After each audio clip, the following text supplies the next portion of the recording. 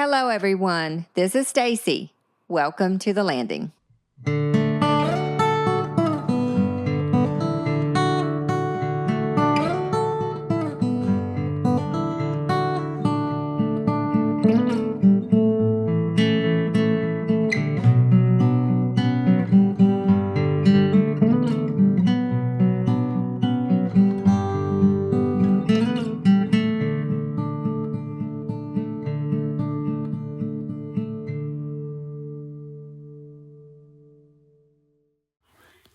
Hello, and welcome back to the landing. Our January Oral History Spotlights continue this week with an interesting interview conducted in 1988. In this selection, Amy Glass has a wonderful conversation with Mr. Connie Farrow. Mr. Farrow talks about growing up in Frisco, living with no electricity, the storm of 1933, cooking in the Coast Guard, and much more. I hope you enjoy traveling back to a world much different than ours, one where conveniences were few, but folks didn't mind it one bit. This is tape number 1, interview with Connie Farrow for the Lifeways of the Outer Banks project. This is Amy Glass, and today's date is July 22nd. We're in Mr. Farrow's home in Buxton, North Carolina. I'd like to start out by asking you to tell me when you were born, please. February 16th, 1906. And where were you born? At Frisco. That's the next village below here. And do you remember your grandparents? No, I don't. I certainly don't. Neither one of them. Did you know their names? Yes, I knew my dad's father's name. His name was Joseph D. Farrow. Mm-hmm. Do you know what he did for a living? No, I do not. I wonder if you could tell me about your parents. Who were they? My daddy's name was George W. Farrow. Mm-hmm.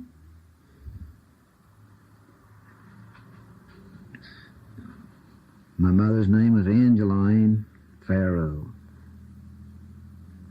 Who was she before she married? She was her maiden name was Reed. Her father came from Ireland. Uh-huh. So I got a little bit of Irish in me, I guess.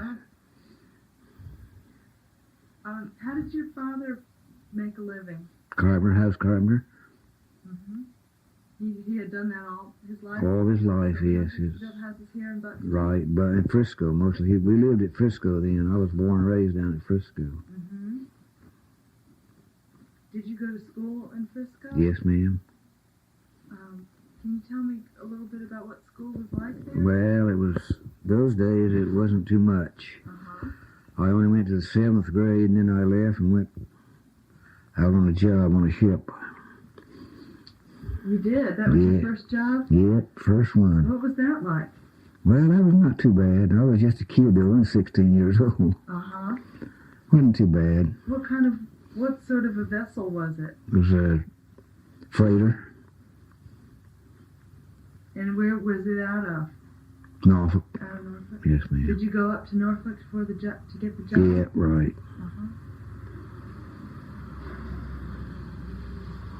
I'm trying to imagine what it was like on a freight vessel. What kind of work did you do? Just keep the ship up.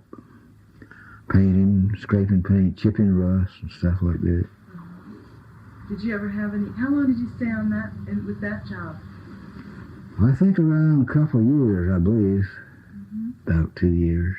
Did you ever have any bad storms or rough seas? No, not those days. Mm-hmm.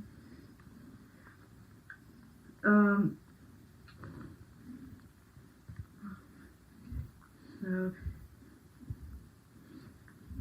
that would have been after World War I. Yes, yeah. And then in the 20s, what did you do during that period of time after you left the ship?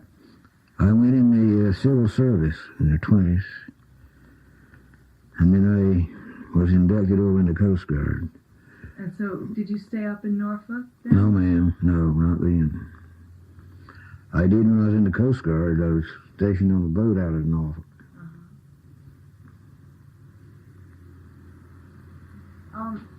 Well, before we go on, I wanted to ask you if you could tell me what did your home place look like in Frisco? Can you describe it for me? Well, it was a wood structure home. It was built years and years ago. It was quite old. It's gone now. The whole thing is gone from where I used to live. Had your father built the house? No, he didn't build it. He bought it. Uh-huh.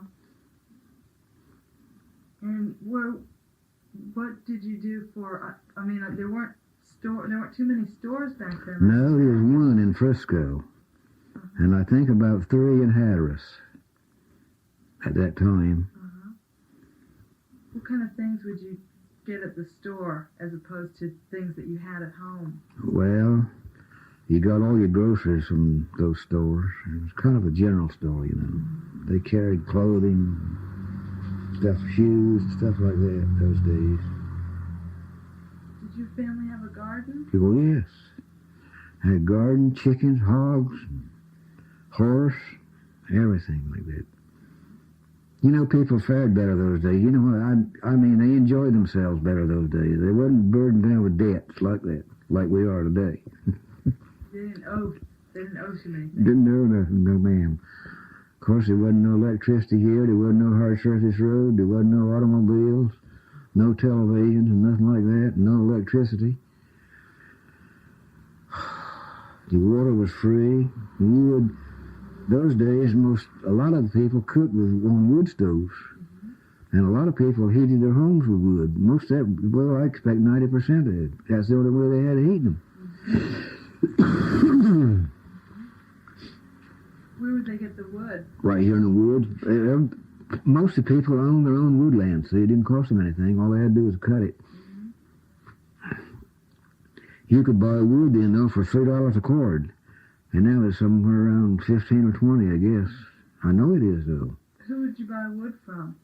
First one in there, ever who had it to sell, you know. Not no special one. Ever who had wood to sell. Why, down in Frisco and up here to Buxton, mostly had wood for sale, and they'd sell it to the hatchman. See, they'd deliver it on the shore down here. The hatchman would pick it up by boat for $3 a cord.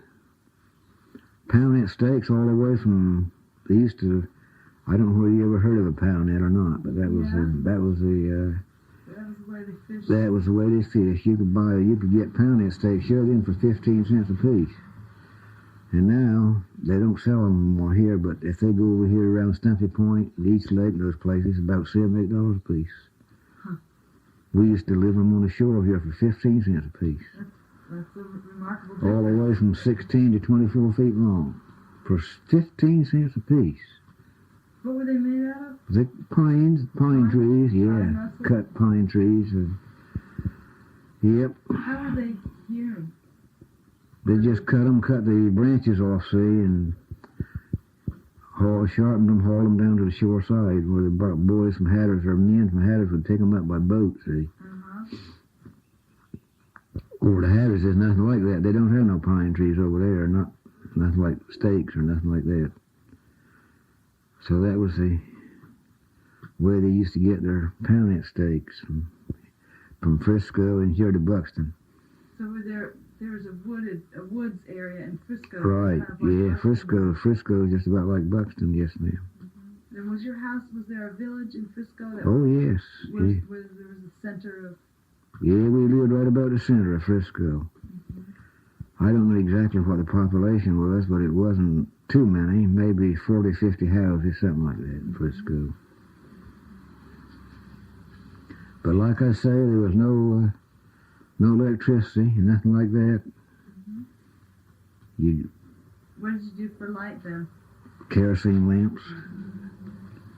Yeah, kerosene lamps. Quite a difference from now what they used to be. Were there storms during that period? Yeah. And 33, we had the worst hurricane here that I've ever heard tell of in my life anywhere. Where were you at that point? Huh? Where were you living? I was living here at Buxton then. I was married then, had a family. It blew 130 and 35 mile an hour. That's a hard wind. And you stayed right here. Yeah. Did you take any precautions or preparations? No, didn't know. You had no way of knowing it was coming then. It wasn't like it is now. There wasn't no news or nothing like that on the radio or nothing like that in them days. Mm-hmm. You just had to take it to come. How did you know a storm was coming? You could tell pretty well by the clouds and everything. And we had another one in 46. That was a bad one, too. If we were to have another one like we had in 33 and 44, there wouldn't be nothing left on that beach up by Kenny Key. There was 5 and 6 feet of water right where those houses are up there in that, what they call that village up there. Kenny Key Shores? Yeah. There was 5 and 6 feet of water. I caught fish during that 33 hurricane right here in my front yard. No kidding. That's right. Trout that long. It was a bad time. Yeah. But nobody was lost. When did electricity come to this part of the island? I don't remember the year, but it's not been too many years. Do you remember when you got electricity? Oh, yeah. Do you remember what it felt like to you? That must have been... Yeah, it was quite a thrill when they turned the juice on. Was it? It was. Yeah. What did you have? Did you have a lamp or? You had kerosene lamps, what they call a Aladdin lamp. I don't know whether you've ever seen one or not, but they had a mantle on them. They were really bright, but wasn't nothing like nothing like I got now. Yes, I'm telling you, the cost of living now is a lot higher than it was those days.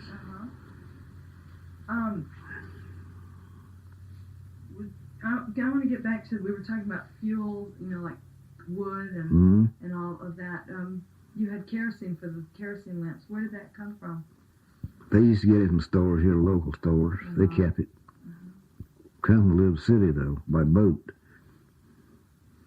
That used to be the only transportation you had here was by boat. Do you remember the freight boat? Oh, yeah. Was that the time when people would kind of get together? Yeah, they'd bring the groceries and stuff from Little City, so the stores would meet them off there and take it off of the boat and bring it ashore and put it in the stores for sale.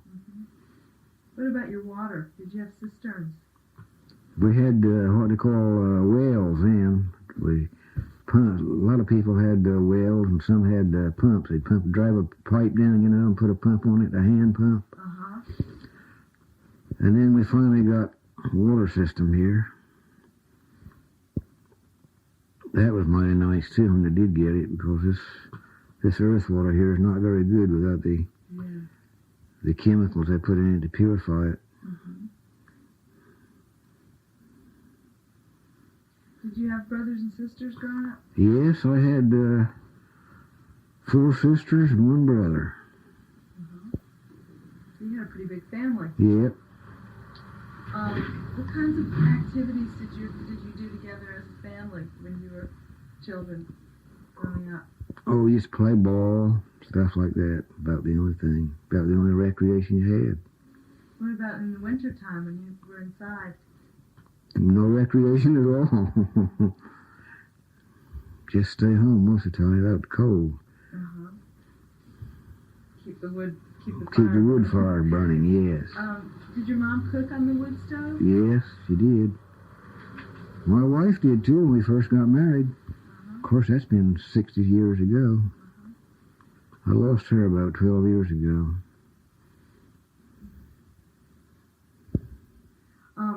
Do you recall any special dishes or foods that your mother prepared? Yeah, there was fish and collard greens, potatoes and stuff like that, beans. Yep. Did she bake a lot of her bread? Yeah, baked all the bread they had then was baked. Yep.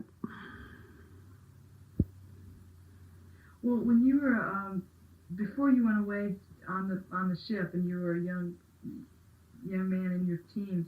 Was there what kinds of activities did young people engage in together? Were there parties or dances? Yeah, they used to have what they call square dance and stuff like that. Mm-hmm. Yeah, young people would all get together and dance, carry on like that. I'm going to tell you something that might surprise you. I never heard of a divorce the whole time I was growing up. People stayed married those days. Why do you think that was? I don't know. I don't know why, but I never heard of a divorce the whole time I was growing up until I was a grown man. Did people attend? Did you have a church in Frisco? Oh, yes, ma'am. Which church did you Methodist Church. Was that the Little Grove Yep. Methodist Church? Mm-hmm. Yep. And you had Sunday school there? Oh, yes, Sunday school. Sunday school and morning worship at 11, night worship at 7, and nighttime, afternoon. Do you remember any of the people who were associated with the church and the church leaders in those days?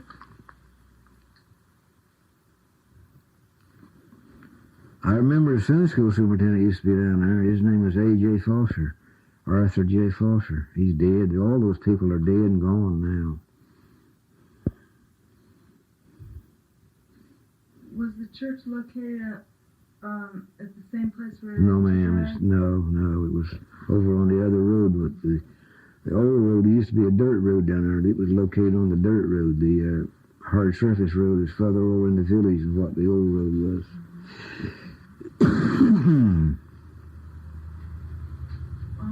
Well, can you describe what holidays were like? Holidays? Boy, Christmas was a big day. Was it? It was. Yep.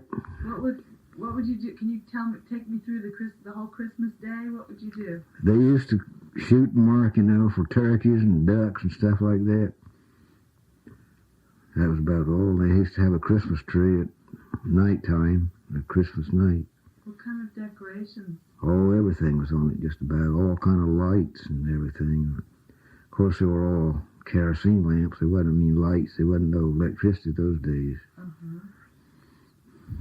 But it was Christmas was a big day. What did you get? What kind of presents were exchanged?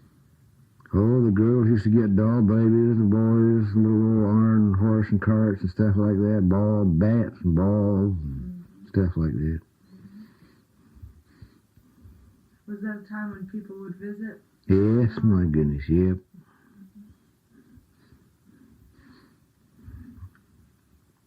Did you ever have visitors come and stay with your family? No, I don't remember of any. Or did you ever go anywhere as a family, take a trip? No. So your first experience leaving the island would have been when you went up to Norfolk. Yeah, right. What made you decide to go up there? Well, there wasn't nothing. There wasn't no jobs or nothing like that around here then, see, and you had to go off in order to make any money. Did you go off by yourself or? Yeah, I went off by myself. 16 years old.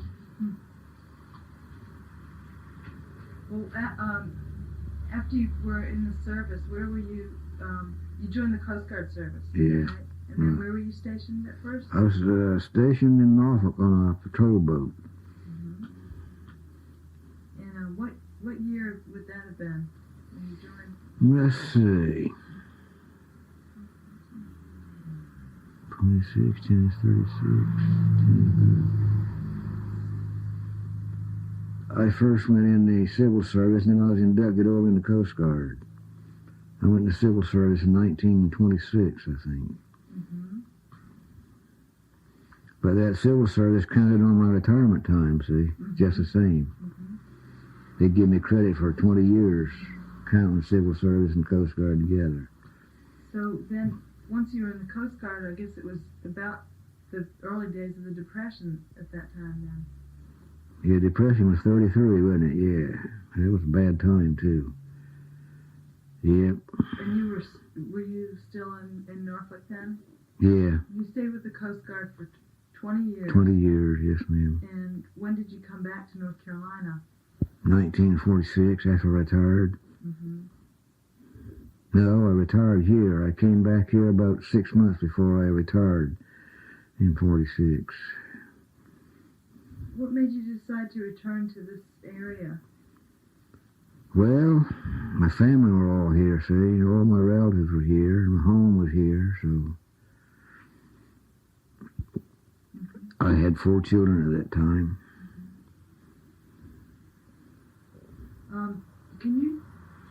You weren't here during World War II, but I understand there was a lot of U-boat activity Oh, yes. on the coast. There was. Did you have any personal experience? No, ma'am. No. There was 13, you know where Rodanthe is? Mm-hmm. There was 13 oil tankers with a superstructure sticking up out the water from about abreast of Rodanthe down to Cape Lookout, about 71 miles. The Germans torpedoed them, you know. Mm-hmm. They played heavy on their oil tankers during the war. Yeah. So your patrol was north of Yeah. period, and there was not a lot of activity? No, not around Norfolk, no. Mm-hmm. Did you have contact with your family who were still here during the war?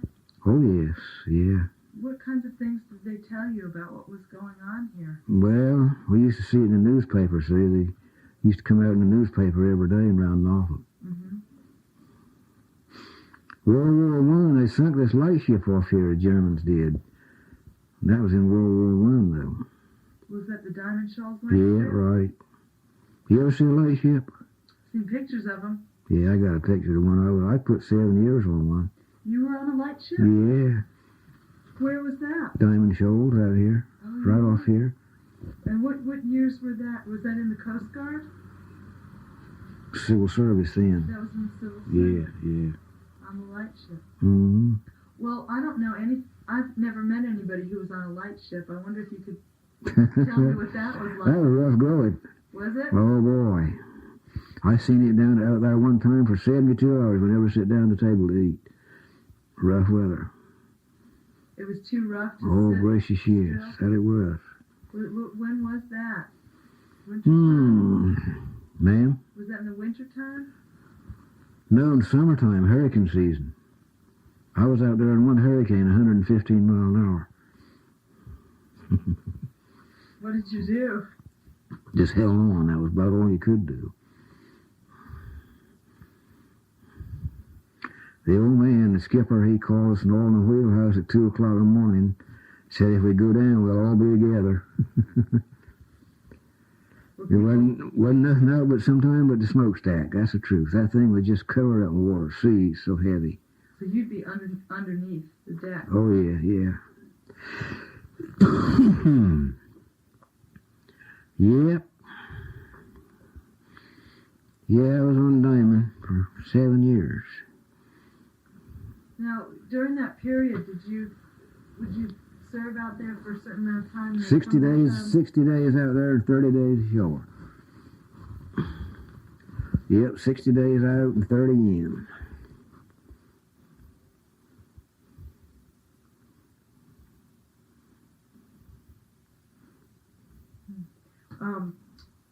Well, you had plenty of supplies out there? Oh, yeah, we used to get supplies twice a month.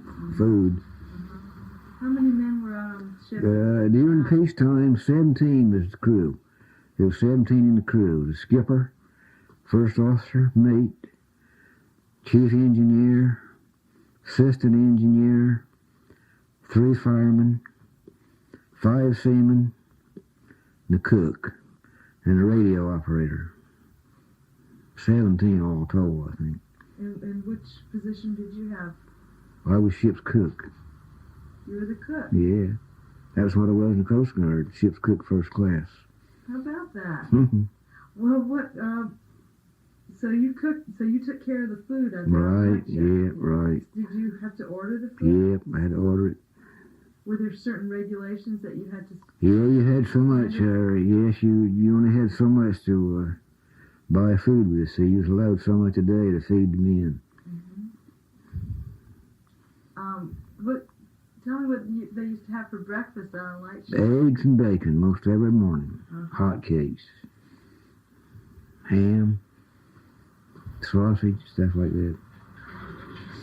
And what about lunch, or did they call it supper then? That was dinner then. They call it dinner at noontime, yep. What was for dinner? Oh, roast beef, chicken, pork, stuff like that. Mm-hmm. You had meat 3 times a day of some kind.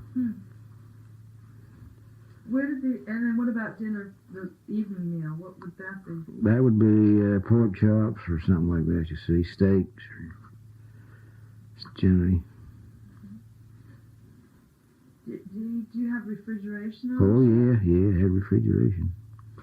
And what about what kind of cook stove did you use? Cook stove, oil burning. Oil burning system, yeah. Burnt fuel oil.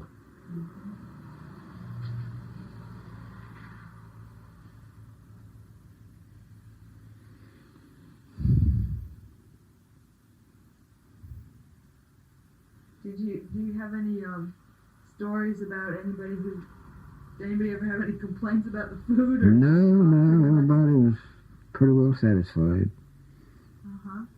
Yep, it got along fine in that line. Did you make up your own recipes? Or Yep. You did? Mm-hmm. Did you have any specialties that you did? No, nothing special.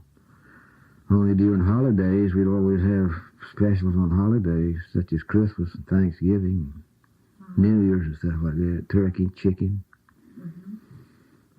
Did you cook desserts as well? Oh, yeah. You did? Yes, ma'am. What did you make? Pie, all kind of puddings and stuff like that. I've heard a lot of people talk about sweet potato pie. Yeah, it's good. Is that good stuff? It is. Yes, sir, it is.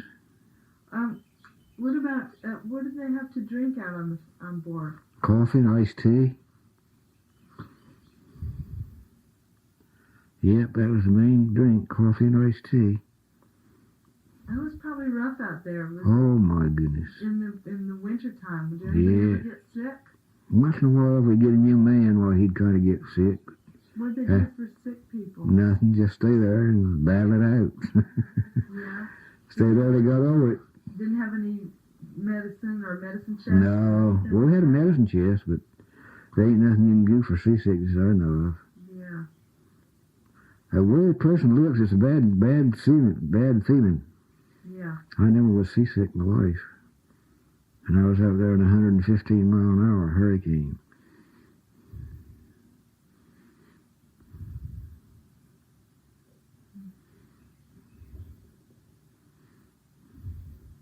Well, you always hear stories about people ships out at sea and sailors and fishermen every once in a while having a drink.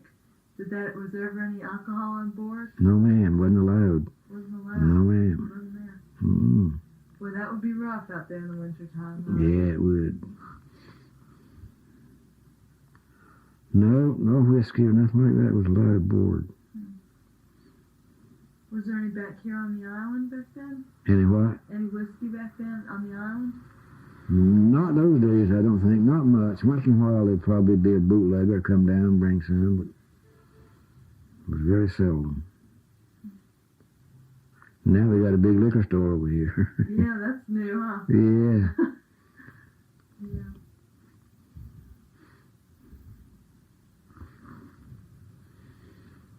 Well, did you, when you were on the light ship, did you look forward to the time when you could come back and be on land? I sure did. Did you? Sure did. Did you dread going back? That 60 days is a long time out there. And the 30 was short, and you come home. Well, what kind of activities would you do during the day when you were there? Well, I suppose you were cooking. Yeah, I had about all I could handle. Wasn't no activities whatever, sleep, all that stuff. You had to stand a night watch. Seamen did. Mm-hmm. Somebody on watch all during the day and night. Did you have what kind of communications did you have on the ship? Nothing but radio. Did you ever get a newspaper or magazines? Or Sometimes we'd get newspapers coming from Baltimore. The merchant marine would come by sometime and throw us a bundle of newspapers overboard. So we'd have to go pick them up. We used to get a lot of fruit coming from south. Oh, yeah? Those fruiters would throw bananas and grapefruit, oranges, and all kind of fruit over. No kidding. Yeah, we'd have to lower the boat and go pick it up. Uh-huh. I seen high as a dozen, 15 bananas hanging out in the gangway at the time. So they'd throw it over in a box and you'd take No, it? they'd just put it right overboard just like it was. A bunch of bananas are still floats, stuff like that. They would throw the fruit out onto Yeah, the ocean? yeah. We'd pick it up. Yeah.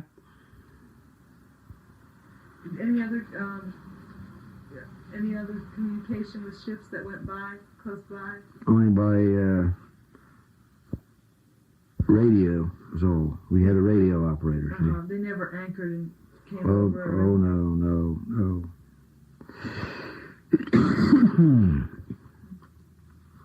No. Well, that sounds like an interesting time. But I guess probably... How did you... After 7 years, did you decide you'd had enough of it, or what made you get out of it? I was transferred, see. Uh-huh. Transferred from the light ship over to a patrol boat, Coast Guard Patrol. And did you cook on the patrol boat? Yep.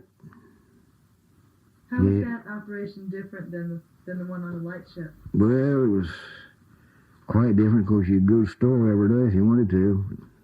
Out there, you just got stores twice a month.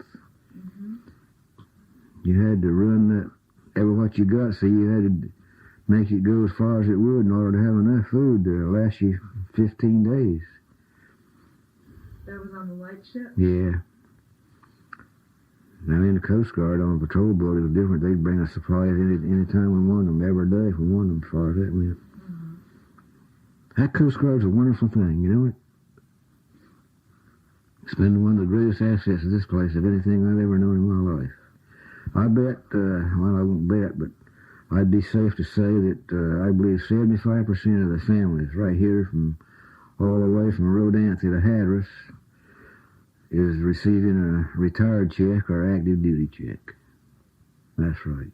I know it's been true of several people I've talked with. They've had some involvement in the Coast Guard. Yes, ma'am. Some of their family. It's a great thing. Yeah. It's one of the best. I believe it's I don't know if any of the best branch of the military service there is. I like it. Of course, I've never had no service in any other branch of the service, but I've seen a lot of it.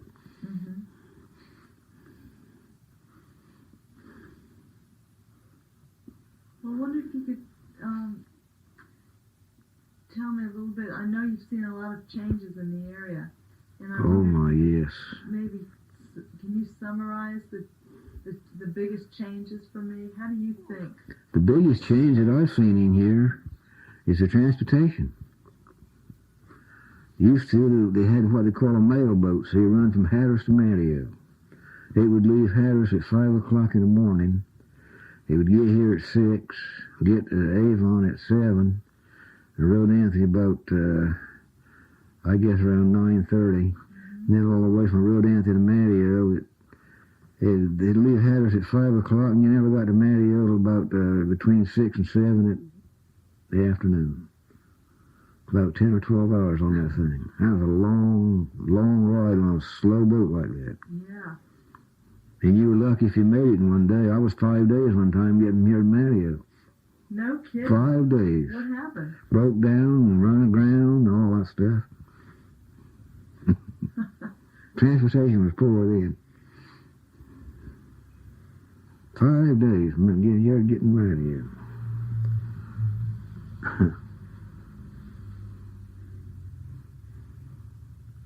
What about the people?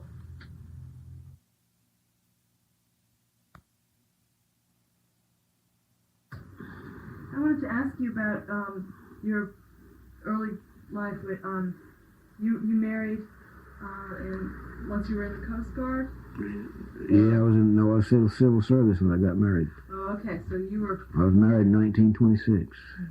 And where was your wife from? Right here at Buxton. Her daddy was one of the three keepers out here at this lighthouse. She was living out here at this lighthouse when I married her. Oh, really? Yeah. And what was Esther. Esther. Esther Nita Quidley.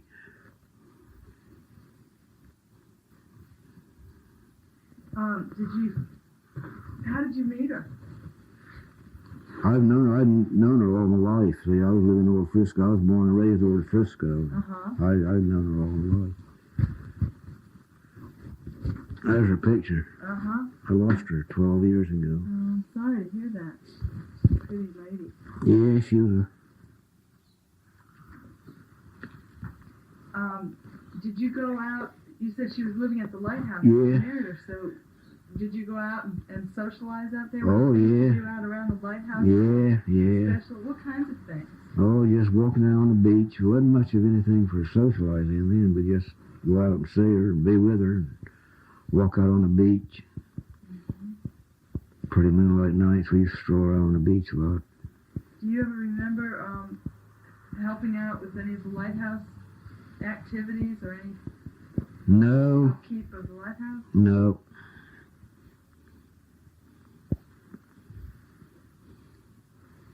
We used to keep watch on the light at night if her daddy wanted to come out, visit. Why, we'd watch the light for him until he'd get back. You ever been up that lighthouse? Haven't been up in it. You haven't? Mm-mm. It's a long ways up there. I think it's about 196 foot from the foundation. They're talking about moving that thing. That's a foolish idea, I think. Well, that thing been there 200 years, it'd go all to pieces. Sure it would. Somebody get killed messing with it.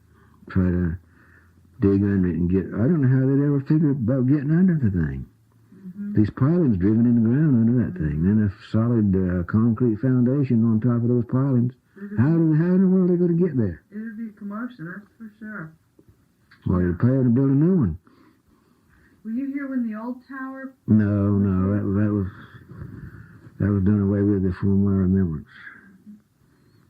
I've heard that there's quite a bit of livestock roaming. Oh, boy. Yes, all the livestock roamed around on the beach. We had better beaches than we got right now. That's true. So? I don't know, but it was in better shape. It was in better shape than it is now. So what did the beach look like at the time when you would visit out at the lighthouse? Well, when I married my wife, they had a beautiful ball diamond between the surf and the lighthouse. Just as level and grassy, you couldn't think about knocking a ball over the surf. From the lighthouse. Or outside of the lighthouse, you know, they had to get away from the lighthouse to play ball. Outside that fence. But they had a beautiful ball diamond out there. Did you play baseball? No, ma'am.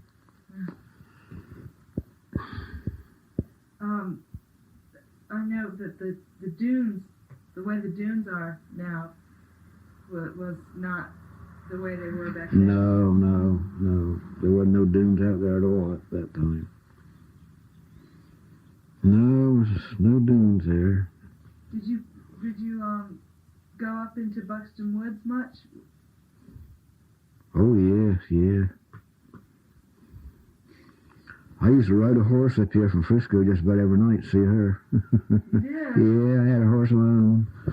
Wasn't no automobiles those days. So you Very few. You had your own horse and you had it stabled? Yeah, I had it down in Frisco. Mm-hmm. Did you take her with you on the horse? No, she didn't ever ride the horse.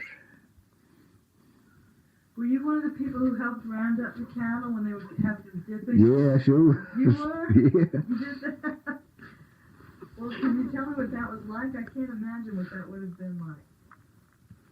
Well, the livestock, mostly cattle and horses and stuff like that, mostly stayed on the beach, see. They grazed out on the beach here, all up and down, all the way from Hatteras to Oregon Inlet.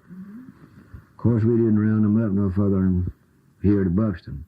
Avon, they had their own dipping ad up there, see, and Frisco did too. So we used to, all the way from Hatteras to up here to Buxton, we used to round them up.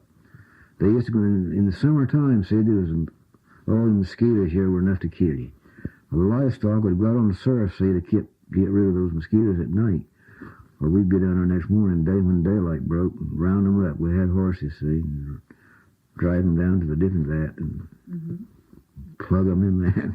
Where was the dipping vat here? There was one out here, let me see, just as you turn to go out toward the lighthouse, there was one about maybe a couple hundred yards from the main highway.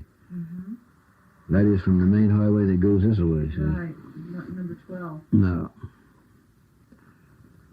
Yes, that was quite an experience, dipping them cattle. Did you ever have any rough times trying to get them in there? Yes, my gracious. Yes, sir. Some horses that have blindfold them, get them in there. They didn't like that. Did they, how did they identify whose cattle belonged to They were who? branding most of them.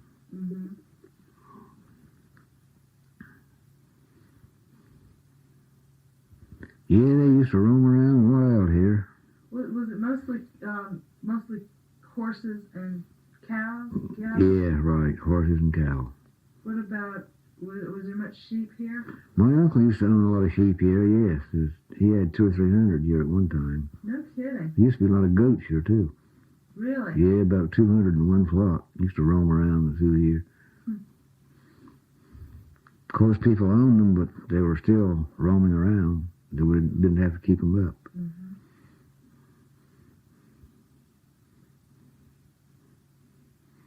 Do you remember when the first car came to the island? Yep, sure do. I remember the first airplane came down here, too. Oh, yeah?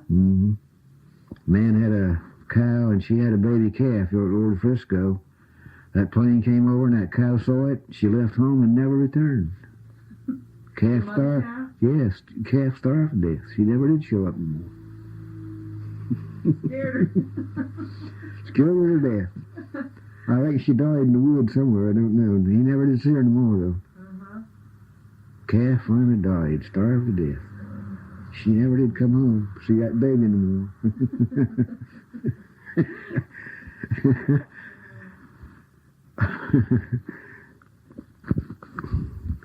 I don't know what she thought it was, the devil or egg.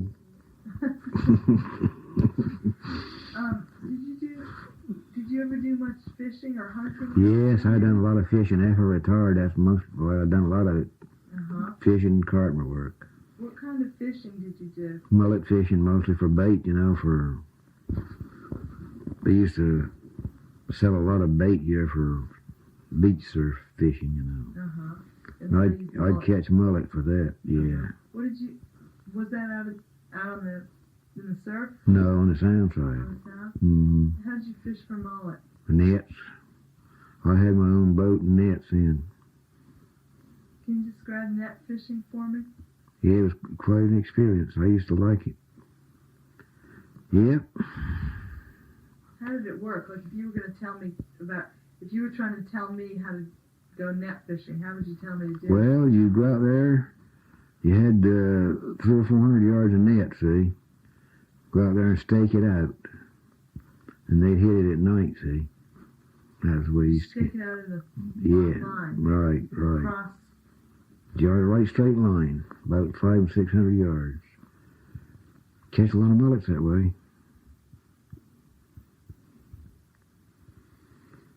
And then did you leave it out overnight and come Yeah, back? leave it overnight. Sometimes I'd stay out there all night with it. They used to leave it out a lot of times overnight. Go to it next morning. How much could you catch in a night? Oh, you'd catch 200 or 300 pounds, something like that. Did you get a pretty good price for it? Not too much those days. Well, on the words last, they got pretty good though. I think they were paying about 50 cents a pound for it. I sold a mini one for 5 cents a pound. And they were getting $1.50. Ones that were selling up here for bait fishing. Did you do any other kind of fishing besides the net fishing? No. That was it. I used to surf fish a little bit, catch on the surf down here on the bank of the beach. Catching drum, trout, stuff like that. Did people do much of that back in the old days? Yeah, a lot of it. Really? There used to be more drum fishing here than what there is now. What did they use? I mean, as early back as they were fishing for drum, what What kind of equipment did they use? Hand line. There wasn't no rod and reels those days. They had a hand line, what they call a hand line. So you'd throw it out, had a heavy weight on it, put a piece of cut mullet on your hook and throw it out. That's the way they used to catch drum. They couldn't get it they couldn't really throw it too far, could they? I don't know, you got a pretty good heavy weight on it, swinging around, you know, keep swinging it and then turn it loose. It'd go pretty well off there. Very well. Did you ever cook drum on the ship? No, never did. Did you cook, once you got off the lightship and out of the service, did you do a lot of cooking? Continue to do a lot of cooking in your family? With your family? Yeah, I cooked in a restaurant for 2 years after I got out of service. And then I took up carpentering from that. So you took up carpentry about, that would have been in the 50s? Yes, about, let's see, 46, 47, 48. Yeah, around 48 I took up carpentering. So there must have been was there a good housing market at that time? Yeah, pretty good. I built a lot of these motels around here. The Falcon up here, you seen that as you come in west, but I built most of that. And this your Cape Pines motel over here, I built most of that. Built one over at Oakley Cove, 2 or 3 of Harris motels.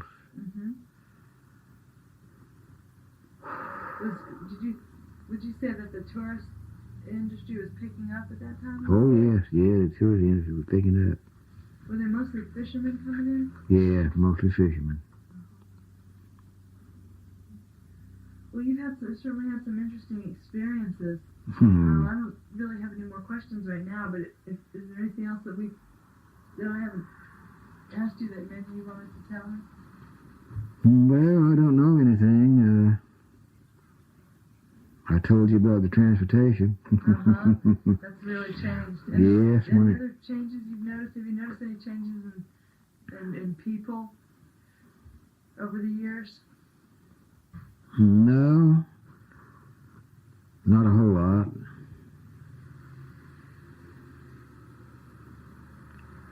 Well, I appreciate your time. There's a lot of difference in the living. I mean, now what there was when I was growing up, no electricity, see, nothing like that. And you heated your house by a wood fire.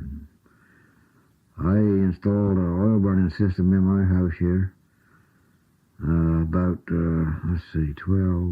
15 years ago. I was buying oil in for 19 cents a gallon. The year before last, I was paying $1.30. A lot of difference. A lot of people heat their houses now with electricity. And that's costly, too. It really is. Yeah, I could heat this house for $1 a day when the oil was 19 cents a gallon. And when it went up to $1.30, it cost me about $6.50 a day. And I got a lady friend over here. I guess I'm too old for lady friends, but I run around with her. She heats her house with electricity. It costs her over $100 a month. And she got air conditioning too, see. That's expensive too here. Yes, my goodness. So it's gotten a lot more expensive to live out here. Oh, my blessed yes. My base pay when I was in the Coast Guard was only $119.70 a month. That's when the chief only got $138. And now I get $997 retirement. Quite a difference. Yeah, that's for sure. But you could buy more for $1 those days than you can buy for 10 now.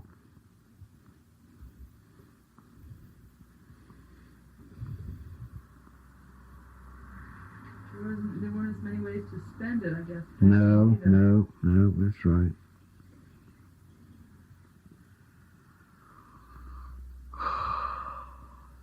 Well, thanks again. I appreciate Honey, you're welcome. If there's anything else I can help you in any way, why, only too glad to do it.